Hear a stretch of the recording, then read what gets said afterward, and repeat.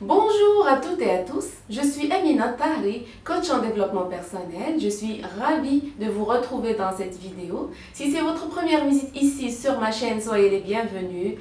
Je vous invite à vous abonner, comme ça vous allez recevoir mes vidéos en priorité. Je vous invite aussi à visiter mes anciennes vidéos. Aujourd'hui, j'ai envie de vous parler du changement. Nos vies sont faites de changements.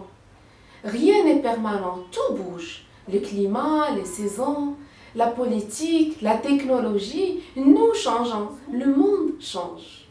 Il y a des changements choisis. Ça veut dire que c'est une décision qui vient de moi. Par exemple, j'ai envie de passer des vacances tel jour à tel endroit, ou j'ai un défi que je veux réaliser. Et des changements qui sont subis, qu'on ne choisit pas. Par exemple, la rupture d'une relation amoureuse ou la perte d'un être cher, ou la perte d'un emploi, ou un problème de santé.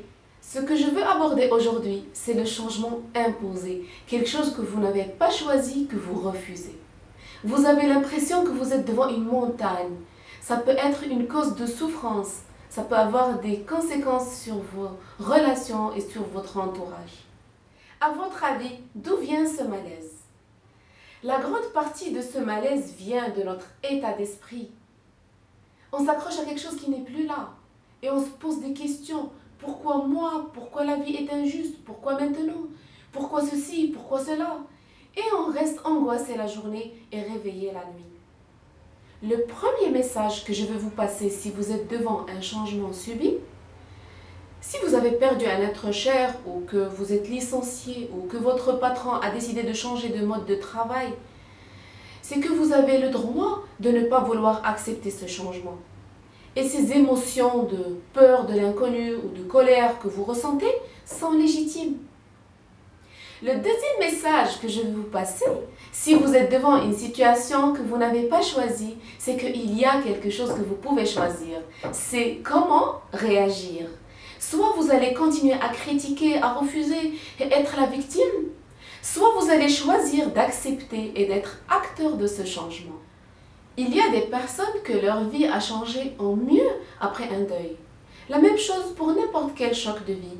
Un conjoint qui part, une pandémie ou un licenciement. Prenons le cas du licenciement. Ce n'est pas un licenciement qui va créer les difficultés, mais ce que vous allez créer autour de ce licenciement. C'est comment vous allez réagir qui va avoir un impact extrêmement important sur votre futur. C'est pour vous dire que devant un changement que vous n'avez pas choisi, il y a quelque chose que vous pouvez choisir. C'est comment vous allez réagir. Soit que vous allez accepter, soit que vous allez refuser.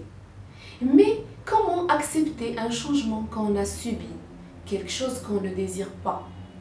D'abord, accepter ne veut pas dire être d'accord.